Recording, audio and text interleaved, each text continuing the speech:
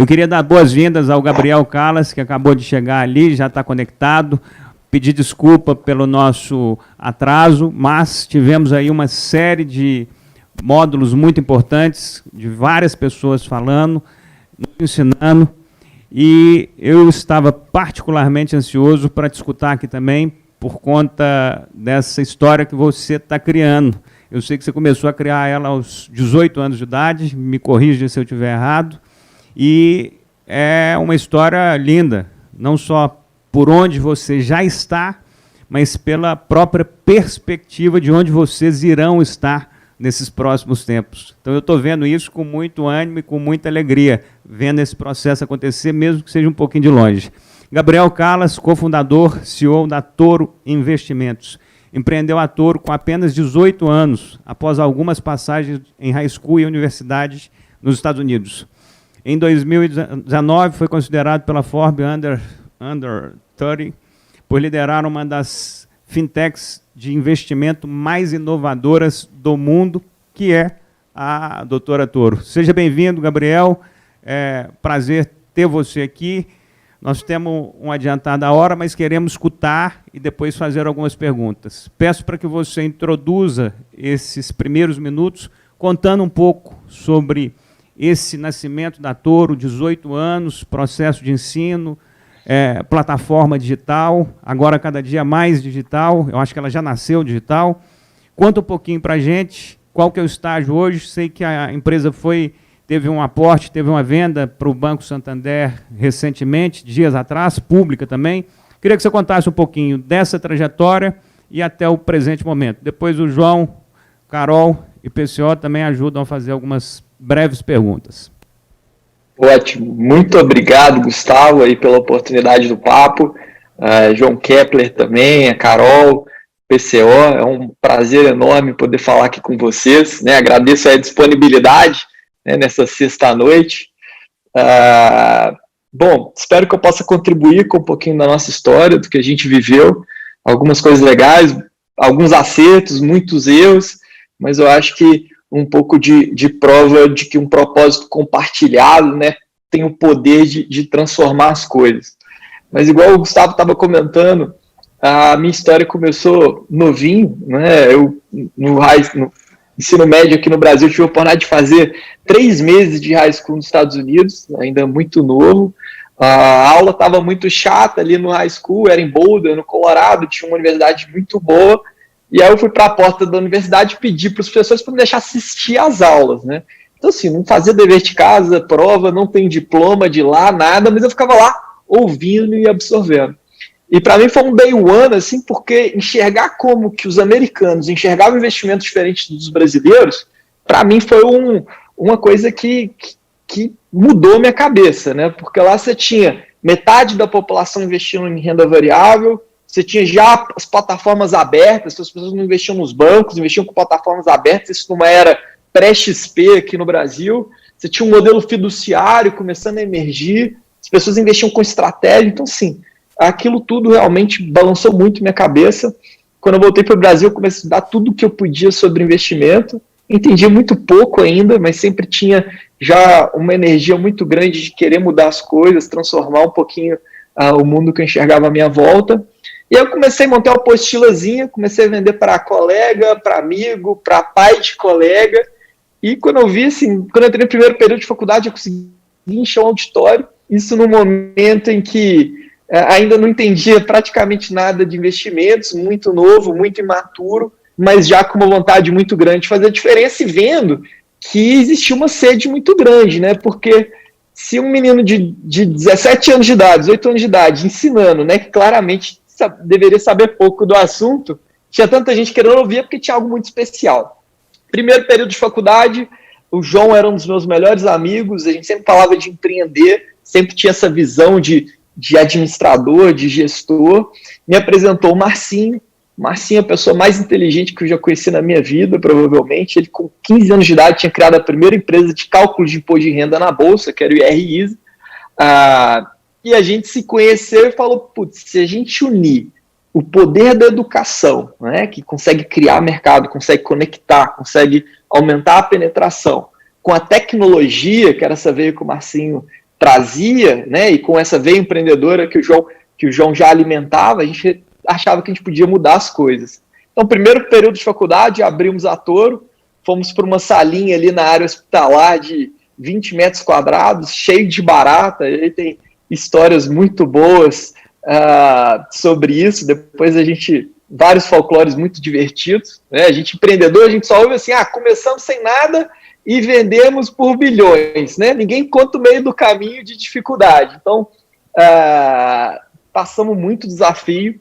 Chegou 2013, a gente já tinha 3 anos que tinha começado a empresa, até então andando de lado, todos os nossos bens já estavam na empresa, meu carro já estava alienado, eu lembro que eu ia a pé 50 minutos de caminhada para economizar a gasolina do carro, eu tomava banho de pia dentro do escritório, mas a gente sempre teve a capacidade de, como time, de olhar para as circunstâncias e transformar elas, né, transcender a situação e encontrar um caminho real, por mais complexo que a situação fosse. E aí, em 2013, a gente começou a enxergar que existia uma oportunidade que era de não só educar as pessoas e ajudar elas a decidirem online, né, pela internet, mas que elas pudessem investir dentro da mesma experiência. Porque a gente teria uma solução completa e com isso a gente conseguiria criar mercado. Mas para esse projeto, Gustavo, a gente ia precisar de 2 milhões de reais. E a gente já não tinha nada, nosso patrimônio já estava todo investido em dívida. Eu venho de uma família de classe média, mas como eu falei, assim, a gente sempre teve uma cultura na Toro de tentar enxergar o novo, abrir portas quando todas parecem estar fechadas, e a gente encontrou a verba InovaCred, que era distribuída pelo BDMG, que o objetivo era financiar projetos que pudessem transformar mercados importantes através da tecnologia. Fizemos lá todo o processo para mostrar que era inovador e tal, passamos nesse processo dessa verba. E no dia seguinte o cara do banco me liga e fala, Gabriel, parabéns, vocês passaram no critério inovação, agora vocês vão entrar numa fase que chama composição de garantia. Composição de garantia? O que é isso? Não, o banco não vai te emprestar se ele não souber o que ele pode tomar se você não pagar. Então vocês vão precisar apresentar 2 milhões de reais em bens. A minha participação significava, sei lá, eu consegui 700 mil de garantia, não tinha dinheiro, então para mim significava pedir para os meus pais para pegarem o que eles tinham construído durante 30 anos de trabalho e alienar num projeto que até então só dava prejuízo de um tanto de moleque, né, que a gente é novo hoje, na época muito mais, e eu lembro de chegar em casa, contar para o meu pai, e ele falar para mim, Gabriel, esse é o seu sonho? Você acredita no que vocês estão fazendo? Eu falei, pai, acredito. Aí ele falou, então vamos junto que vai dar certo. E esse é um momento marcante, eu gosto de contar, porque foi um momento onde a gente teve talvez um dos aprendizados mais importantes da Toro, Gustavo, João, Carol e PCO, que é de que se é só por mim, se é só pelo Gustavo, a gente não tem poder de transformar as coisas. Se é por nós, né, se é pelo time, se é pelo cliente, se é pelas nossas famílias, aí sim a gente consegue transcender as circunstâncias e encontrar o que é a realidade que a gente pode fazer de diferença, né? Então aí conseguimos esse empréstimo, a empresa entrou numa rota de crescimento mais exponencial. Na época a gente se conectou com a maior corretora do país, tecnologicamente, porque a gente não era uma instituição financeira ainda, então a gente educava, ajudava a decidir, vendia essa plataforma, né, de educação gratuita, numa época que não se falava nem de fintech, nem de educação online como hoje, né? Sei que todos vocês são grandes protagonistas dessa educação. Na época, né, acho que vocês devem lembrar, não tinha esse negócio de Instagram, YouTube tão disseminado, mas a gente já fazendo esse trabalho. E em determinado ano a gente começou a crescer muito rápido, a gente se tornou provavelmente a gente era quem mais trazia gente nova para investir em renda variável no Brasil, numa época que os juros ainda eram muito altos. Saímos de 2 estagiários para 200 funcionários, o negócio já tinha um faturamento de dezenas de milhões, já era lucrativo, mas a gente também sempre escolheu o melhor caminho e não o que parece mais fácil ou mais confortável. Então, em 2016 para 2017, a gente viu que existia uma grande oportunidade, que era de reconstruir a infraestrutura do mercado, pensada não para o cliente institucional, não só para o trader, mas para a classe média brasileira, né, para as pessoas que pudessem, né, a gente sabia que em algum momento, como aconteceu em vários países envolvidos, nós precisariam sofisticar a maneira de investir, participar do capital, da produção de riqueza do capital produtivo. Isso significava investir em ações e outros tipos de investimento. Para esse projeto, né, até então a empresa foi bootstrap, então a gente financiou, né, com os empréstimos, alienando os bens e também com a geração de caixa da empresa, né, com a ação lucrativa. Mas então, para criar essa infraestrutura nova, a gente ia precisar abrir nossa própria instituição financeira, que significava a gente virar uma corretora de valores. Né? A gente brinca que a diferença entre o que a gente fazia antes e virar corretora é igual você fazer videogame ou fabricar avião. Né? Uma instituição financeira, ela tem um nível de criticidade, de complexidade, de redundância que a gente não estava acostumado. Então era uma transformação, tinha precisado de capital. Para isso a gente fez uma captação Family and Friends, né? A gente estava em quiet period com o Banco Central, então precisava ser uma coisa mais dentro de casa, não um roadshow público. Encontramos, né, Eugênio Matar, Antônio Rezende, Flávio Brandão Rezende, sócios espetaculares. Junto com eles veio o André Barbosa, que já era um grande mentor nosso, trabalhou no BTG Pactual em Nova York por muito tempo, foi sócio da GPS, então uma pessoa com muita experiência, né, o nosso pouquinho de cabelo branco, apesar de que o meu não está demorando, né, já está caindo, um pouquinho de estrada de terra. Araújo Fontes, que assessorou o processo, também acabou virando sócio, a própria Azevedo Sete, que estava assessorando os investidores, também trocou o FII por participação, então aí juntamos um pouquinho desse grupo investidor, com uma participação minoritária na empresa. Em 2018, a gente torna a primeira fintech do Brasil a abrir uma corretora do zero.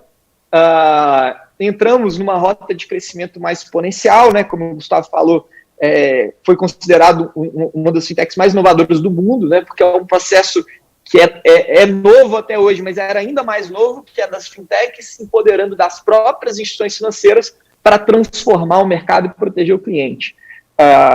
Tivemos vários desafios, erramos muito, aprendemos mais ainda, entramos numa rota de crescimento mais exponencial aí nos últimos 12 meses. A gente tinha um roadshow em aberto antes da pandemia, por volta de março a gente estava com o deal praticamente assinado, já term sheet e tudo mais, e aí a gente conversando com os investidores, eles falaram, olha, vamos só deixar passar, estava no começo daquela volatilidade, né, de primeiro circuit break e tudo mais, não, deixa só passar essa gripe que depois a gente assina. Né? Veio a pandemia global, né? Toda a dificuldade e a tristeza que a gente viu dos desafios, o mercado fechou, falou, putz, vamos olhar para dentro de casa, tocar o nosso negócio, vamos esquecer investimento agora e acelerar a empresa. Né? Conseguimos de dezembro para cá crescer mais de 400% a companhia, atingimos o break-even, que para uma fintech, instituição financeira, né, que você tem uma alavancagem operacional muito alta, é um desafio muito importante, né, de outras fintechs que a gente vê no mercado. Conseguimos dar um passo importante, foi a corretagem zero, então a gente foi também protagonista de entregar a corretagem zero para todos os produtos hoje, e cashback em fundos, depois a gente pode explicar um pouquinho melhor. E aí, recentemente veio, parece que de uma vez, vários venture capitals do mundo inteiro, investidores estratégicos, potenciais parceiros, e aí olhando para todos eles, a gente teve a possibilidade de escolher o que sem dúvida era unir o melhor dos dois mundos, que é a parceria com o Santander. Né? Essa é uma operação que ainda está sujeita à aprovação do Banco Central do Brasil, mas sem dúvida nos dá a convicção de que, apesar de olhando para trás parecer que a gente já fez um bocado, olhando para frente, a gente só construiu as fundações do que vai ser uma das maiores e melhores instituições financeiras do Brasil e que nunca vai deixar de ser uma empresa de educação. Né? A gente acredita que o maior valor que você pode entregar para uma pessoa é a educação, isso gera uma conexão, a gente está aqui para aprender um com o outro, né? E isso, ser uma instituição financeira, tudo que a gente fez é só uma maneira da gente conseguir expandir esse propósito. Desculpa se eu falei muito, viu, gente, mas era só para passar um pouquinho dessa história. Falou muito bem. Eu acho que você tem muito mais para falar e vamos te provocar aqui um pouquinho mais. Antes de passar para o João e para a Carol e para o PCO, ele querendo fazer perguntas, eu queria te perguntar o seguinte: o que você entende que é efetivamente as principais características, os principais diferenciais que fizeram a Toro se posicionar e chegar ao ponto em que ela está hoje? Quais são os 5 pilares principais aí, além de pessoas? Olha, quando a gente fala de produto, né, eu acho que a educação, sem dúvida, é um pilar. A facilidade da experiência, né, porque a gente sabe, não adianta só educar. Se você entrar numa cabine de um Boeing 737, provavelmente a gente vai derrubar o avião e são muito poucas as pessoas que vão chegar no nível de educação que você precisa. Então, simplificar a experiência, educar e democratizar o acesso, que é não só permitir que as pessoas possam investir em produtos que até o passado só gente muito rica poderia, como também fazer com que isso possa acontecer com um preço justo, né, que no caso nosso, a gente tem a possibilidade da corretagem zero e a devolução do cashback em fundos. Tudo isso, né, como estratégia de educação e de aquisição digital que sempre foi muito, muito forte. A gente recebe mais de 1,5 milhão de visitantes únicos nos nossos sites por mês. Agora, do outro lado, Gustavo, se a gente está aqui hoje, eu acho que é, primeiro, por um propósito compartilhado, né? A gente fala muito da visão de time, a gente conseguir transcender os objetivos individuais para encontrar a nossa identidade em algo que é maior. Né? Voltando àquilo que a gente falou, se é pelo João, se é pelo Gabriel, se é pelo... A gente não sai do lugar. Agora, se é por nós, né? Se a gente consegue criar um organismo maior do que a gente, que se reflete na empresa, né? Como a gente vê em outros aspectos da nossa vida, eu acho que isso é fundamental. A humildade do aprendizado, a mente aberta para aprender e para ter consciência do erro, né? E não ver esse erro com culpa, com peso, mas como uma oportunidade de aprendizado, né? Ou todo mundo de igual para igual. Então, na Toro, assim, todo mundo pode conversar com todo mundo. A empresa, apesar de ser uma empresa pequena, a gente divide ela em 10 empresinhas menores, que são squads, que têm a capacidade de entregar de ponta a ponta, então, assim, tudo muito rápido. De uma cultura de protagonismo, né, de não ser vítima do mundo, não se colocar na posição de vítima, mas se colocar na posição de transformador, de trazer essa realidade através do conhecimento. Então, isso é um pouquinho do que a gente acredita. Não quer dizer que a gente é sempre perfeito, né? Eu brinco que a cultura não são mandamentos hipócritas do quão perfeito as empresas são. Elas são exatamente o contrário, são lembretes para quando a gente escapa da rota, a gente se relembrar do que a gente acredita, do que é real para as pessoas que estão ali. Né? Então, isso é um pouquinho do que a gente acredita e que manteve a gente na rota até hoje, e sem dúvida vai nos levar para muito mais longe com a ajuda do time espetacular que se juntou em volta desse propósito. Você quer a próxima pergunta da Carol, do Kepler ou do PCO? Qual que é a mais fácil? A mais bonita é a Carol, né? A mais fácil eu não sei. Pode ser. Tá bom. Gabriel, prazer conhecê-lo, né? Mesmo que seja virtualmente. Bom, eu sou muito fã de histórias. Fiquei escutando bastante aqui. Parabéns por toda essa trajetória. Acho que você falou uma coisa antes, se vocês me permitem eu falar, antes da minha pergunta, que é uma pergunta que todo mundo quer saber. Eu acho muito humano você valorizar o seu time, em primeiro lugar. Acho que você falou pontos muito importantes. Além de você ser muito simpático também, você falou pontos importantes, né? Do que a pessoa vê o A e o C e esquece o B, né? Que é o sacrifício e todo o resultado. E além disso, a humildade. Acho que esse ponto que você falou é algo muito importante. Por mais que a gente cresça e a gente, né, saiba o nosso crescimento, a gente tem que olhar para trás, reconhecer toda a nossa trajetória, agradecer e principalmente ter a humildade de, como você falou, né, de abraçar as pessoas, de ter esse propósito de ajudar as pessoas, né, de não só ver o que você quer, mas o que as pessoas precisam. Enfim, parabéns pela sua história em primeiro lugar. Acho fantástica. Eu queria te fazer uma pergunta. Vocês devem estudar bastante, pelo que eu já entendi, estudam muito, aí são jovens e tudo. Vocês fizeram um estudo para saber o quanto vocês acreditam que vai bater a Bolsa de Valores esse ano até o final do ano? Bom ponto, Carol. Acho que uma pergunta que todo mundo quer saber mesmo, né? Todo mundo quer saber, né? Só tem uma que perguntam mais, que é do dólar. E aí, tá na hora de comprar ou de vender? Tem que perguntar para o Henrique Meirelles aí, que falou antes, sem dúvida a opinião dele vai valer muito mais do que a minha. Mas assim, Carol, a gente acredita que o timing de mercado é muito difícil acertar exatamente onde que vai estar. A nossa equipe tinha uma perspectiva muito otimista durante os fundos, né, ali na época de março, que a gente teve o auge da volatilidade, mas uma visão muito, muito conservadora e pé no chão, que é de aportes recorrentes. Né? Acertar o timing na bolsa é muito difícil. né? Você consegue ter, sempre vão ter opiniões, vão ter cenários, mas você está sempre lidando com a probabilidade. Então, o que a gente acredita muito né, você aproveitar os momentos de queda de volatilidade para investir em bons ativos de maneira diversificada e com visão de longo prazo. A nossa equipe chegou a comentar de 120 mil pontos até o final do ano, né, esse é o último número que eu tinha. Vamos ver se vai bater, né, tá perto, mas eu acho que o cenário, né, é de incerteza para ambos os lados, existe muita oportunidade. De um lado, você tem uma recuperação muito mais rápida que se imaginava, foi uma crise que afetou as empresas de maneira muito heterogênea, né, então enquanto você tem empresas que foram muito afetadas, né, até o Thiago Nigro, Primo Rico, comentou isso um pouco, né, pegou muitas empresas que eram mais frágeis, mais suscetíveis, ou estavam em setores que invariavelmente seriam afetados de maneira muito drástica, mas que em outras empresas saíram muito fortalecidas, né? Então a economia veio se transformando, tiveram ganhos de produtividade, né? Forçou a humanidade a evoluir algumas coisas mais rápido do que se imaginava. Para frente, o que você tem é um risco, né? Primeiro, inflacionário, porque nunca se imprimiu tanto dinheiro no mundo.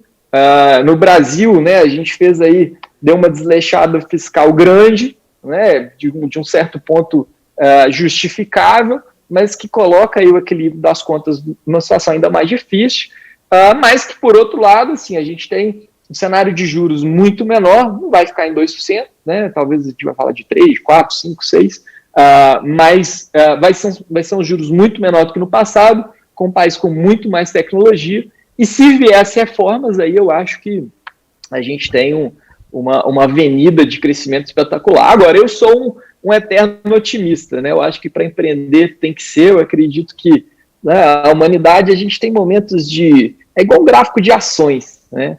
Se você olha ali no dia a dia ou na semana, às vezes você vê uma queda, tem hora que você acha que o mundo está acabando, mas se você tira o zoom, você vê que no longo prazo a gente vem evoluindo, a gente vem aprendendo e se transformando como sociedade, né? Você pegar, eu não esqueço, né, até aproveitando ali do começo, quando eu tive a oportunidade de assistir algumas aulas, eu lembro de um professor meu falar uma coisa que eu nunca esqueci, né? Era o meio da crise de 2008, ele me mostrou um gráfico do Dow Jones e falou: Gabriel, vou mostrar um negócio que você nunca vai esquecer.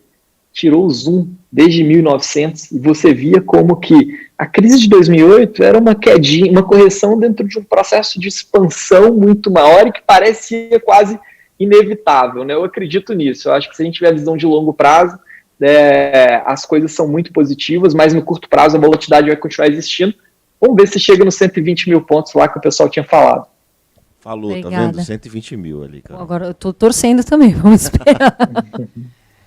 Gabriel, aqui é o João Kepler. Veja, você é um empreendedor raiz, muito bacana. Tem uma trajetória incrível em relação à montagem de um negócio do zero, né? Isso serve de inspiração para muitos empreendedores no Brasil. Nós estamos vivendo uma época muito boa, de uma boa safra de empreendedores, que agora essa colheita começa a aparecer. Casos como o seu, e da Melius e tantos outros, começam a aparecer, a Enjoei, enfim, e tantas fintechs, né? Mas, inevitavelmente, um pouco da tua história é parecida também com a história do Guilherme lá na XP, né? É parecido, começou com a educação, né, pouco dinheiro, ralou, sala pequena e tal. Aí, daqui a pouco, agora, não comparando, mas ele fez com o Itaú, você fez com o Santander. E o próximo passo? Você vai abrir na Nasdaq ou vai abrir na B3? Ótimo ponto, João, e fico lisonjeado aí com a comparação, né? O Guilherme, o Benchimol, é um dos grandes exemplos que eu tive ao longo da trajetória, talvez um dos mais inspiradores. Realmente é impressionante, talvez a maior história de empreendedorismo recente que a gente tem no Brasil. Ainda tem que comer muito arroz e feijão para chegar perto. Outro dia eu li uma entrevista dele que ele come muito abacate. Eu comecei a comer só por via das dúvidas para ver se ajuda. Eu gosto muito de abacate também. Ele falou lá que come todo dia de manhã, então eu estou testando. Ainda não fiz o IPO na Nasdaq, nem chegamos no valuation deles, mas eu vou continuar comendo. O teu valuation já mal tá não deve fazer. O teu valor já está bom, mas se você fosse abrir, você faria no Brasil ou lá fora? Porque assim, ao invés de a gente está começando boas empresas de tecnologia na B3, né? Então abriu a porteira e eu acho que isso é importante, porque tem muito poucas empresas na Sem B3. dúvida. e principalmente de tecnologia. Então, isso Sim. seria muito bom para o Brasil, muito bom para o mercado. Né? Isso é uma indagação. E a outra coisa é saber se você, agora que está brequivado, se você, nas palavras dele, foi ele que falou, né? Está brequivado, se já está tranquilo, o burro na sombra, você já pode fazer o give back investindo nos outros empreendedores, nas startupzinhas, nas fintechs aí que estão aparecendo para ajudar o mercado e fazer esse dinheiro circular, não é? Boa. O João, eu sei que está com as melhores oportunidades aí sempre. Só procurar a gente que, né, ainda mais depois que o Banco Central autorizar, aí a gente pode até ajudar mais. Mas, João, ótima pergunta. Eu acho que sempre existe esse trade-off entre abrir aqui e lá fora. Eu acho que o próprio IPO da Melius e da Enjoei foi um marco, né, porque você vê empresas de tecnologia começando a abrir capital aqui. Eu acho que a próprio ganho de eficiência, de escala do mercado de capitais no Brasil, né, com aumento de investidores, com tudo que tem acontecido, beneficia isso. Eu vejo cada vez mais empresas falando da listagem dupla, né, da possibilidade de você estar aqui e lá fora. O desafio que você tem, né, acho que é um trade-off muito de múltiplo, né, mas que eu acho que o mercado aqui, aos poucos, vai começar a entender. Né, você vê os múltiplos que as empresas de tecnologia rodam lá fora, né? O próprio exemplo da XP que a gente tem, se compara com o que você tem no Brasil, e nem sempre a Alponad é a mesma, mas eu acho que isso começa a se equalizar na medida que a gente vai ter um mercado de capitais cada vez mais globalizado. A gente tem a B3, que é uma empresa que está se reinventando sempre, várias iniciativas espetaculares, é um grande parceiro nosso, então eu acho que não vai faltar opção quando essa hora chegar. Principalmente agora, porque tem muito entrante, não é, né, Gabriel? Muito entrante, muitos jovens, nativos digitais e tal, entrando na B3, e isso aí vai facilitar muito essa opção aí. Sem dúvida. E não só essa entrada dos jovens, né, que traz muita quantidade de gente, às vezes menos volume de dinheiro, mas você olha para o mercado de distribuição hoje, ele está completamente transformado, né? Hoje o que tem de acesso, de distribuição, de conhecimento é muito grande. Mas assim, só para fechar o ponto, eu tento falar muito com o time o seguinte, empreendedor que fica pensando demais no IPO, que acaba perdendo o foco do que realmente importa, que é o dia a dia ali, o foco no cliente, a mão na massa, né? Então a gente acha assim, isso vai ser consequência e na hora que chegar, a gente vai olhar com carinho, mas sem dúvida existem cada vez mais opções, e não necessariamente o IPO, né? A gente vê também, hoje em dia, empresas conseguem andar muito mais antes de abrir capital, algumas que nem abrem, né? E agora a gente já está num grupo controlador que tem também seu capital aberto, que, né, após a aprovação do Banco Central do Brasil, é o Santander. Mas eu acho que essas possibilidades aí, Nasdaq hoje um múltiplo maior, B3 em evolução, e eu acho que a listagem dupla também é uma possibilidade que empreendedores vão cada vez mais olhar com bons olhos. Gabriel, eu queria te falar o seguinte, primeiro, uma oportunidade única para nós todos aqui que estamos conversando com você e todos que estão escutando ou que vão escutar esse material gravado, é uma alegria estar escutando isso de uma pessoa que começou esse processo aos 18 anos, fez a empresa crescer tanto como você já o fez. Hoje você está com quantos anos? Eu tenho 28, vou fazer 29 em dezembro agora. 29 de dezembro. Você é mineiro? Mineiro, como é que chama seus pais? Horizontina. Meu pai chama Jânio e minha mãe Águeda. Não, que o Paulo minha mãe César professora de artes, meu pai engenheiro. O Paulo César achou que conhecia eles do tempo aí na vida. Olha só, foi um prazer ter você aqui. Eu só não vou avançar mais por conta do horário. Eu queria te agradecer por você ter aguardado para fazer o encerramento conosco do Economia Agora. Para nós foi uma alegria encerrar esse evento com você, aos 29 anos, fazendo toda essa bagunça positiva que está ajudando a construir ainda mais o sistema financeiro e eu não tenho a menor dúvida que vai ser exatamente o que você falou aí atrás, vai ser uma das principais instituições financeiras do país. Eu não tenho dúvida disso, pela forma como você está falando, pela forma como está sendo construído, pelas pessoas que já estão envolvidas. Desejo muito sucesso, espero que você consiga subir todos os degraus aí, a Nasdaq, o Benchimol, o que mais for, muito abacate na vida. E obrigado a sua participação, foi muito positiva. Obrigado. Ela E vou foi te chamar outras... energizante. E já vou te adiantar que nós vamos te colocar como o Paulo Rabelo de Castro e o Gustavo Barbosa como habitué contínuo na hora que a gente for falar de finanças, de economia, de recurso e de boas expectativas. Obrigado, tá? Excelente. Muito obrigado, viu, pessoal? Obrigado, Gustavo, João, Carol, PCO e principalmente as pessoas que estão assistindo a gente aí, que ficaram até sexta, finzinho aí do dia com a gente. Muito obrigado, gente. Bom fim